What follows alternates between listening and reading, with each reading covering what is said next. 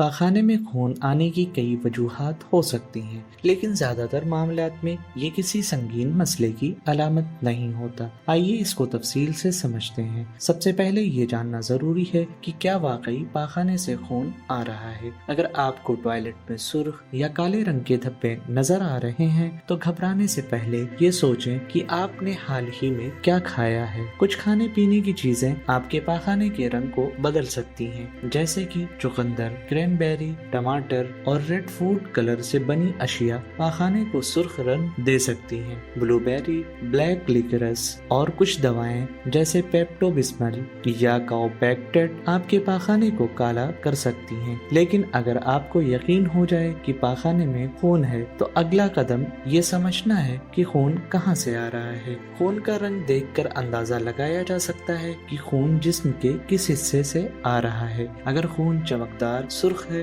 تو یہ مقعد یا ریکٹم جیسے نچلے حصوں سے آ سکتا ہے۔ اگر خون گہرا سرخ یا مرون رنگ کا ہے تو یہ چھوٹی یا بڑی آنت کے اوپری حصے سے آ سکتا ہے۔ اگر خون کالا تار جیسا نظر آ رہا ہے تو یہ معدے، غذائی نالی یا نظام ہضم کے کسی اوپری حصے سے آ سکتا ہے۔ اب سمجھتے ہیں کہ پاخانے میں خون آنے کی وجوہات کیا ہو سکتی ہیں۔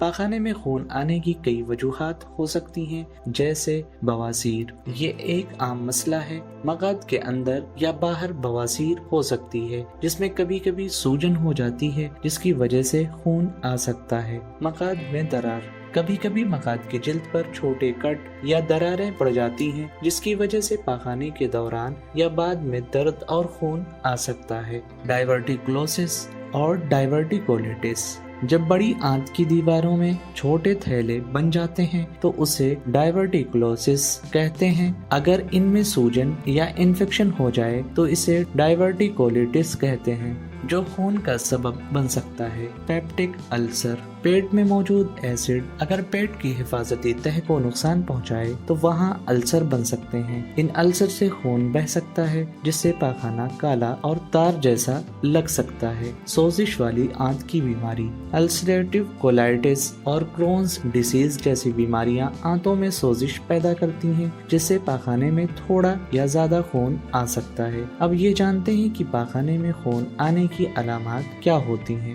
کئی بار انسان کو پتہ بھی نہیں چلتا کہ پاخانے میں خون آ رہا ہے، لیکن کچھ علامات ایسی ہو سکتی ہیں جیسے پیٹ میں درد ہونا، کمزوری اور چکر آنا، سانس لینے میں مشکل ہونا، بار بار دست لگنا، دل کی دھڑکن تیز ہونا، قے آنا، بے ہوشی محسوس ہونا۔ تو پاخانے میں خون آنے کی صورت میں ڈاکٹر کے پاس کب جانا چاہیے؟ اگر یہ علامات نظر آئیں تو فوراً ڈاکٹر سے رجوع کریں۔ 3 ہفتے سے زیادہ عرصے سے پاخانے میں خون آ رہا ہو، مقعد میں شدید درد ہو، پیٹ میں گانٹ یا سوجن ہو، خون زیادہ مقدار میں آ رہا ہو، پاخانہ پہلے سے زیادہ پتلا، لمبا یا نرم ہو گیا ہو اور یہ 3 ہفتے سے زیادہ سے ہو رہا ہو، خون آنے کی کوئی واضح وجہ نہ ہو یعنی جیسے قبض یا دست نہ ہو، خون کے ساتھ بخار، سردی لگنا، کمزوری، بے ہوشی، قے یا بہت زیادہ تھکاوٹ ہو۔ اگر کسی کو بھی یہ مسائل ہوں تو فوراً ڈاکٹر سے چیک اپ کروانا بہت ضروری ہے۔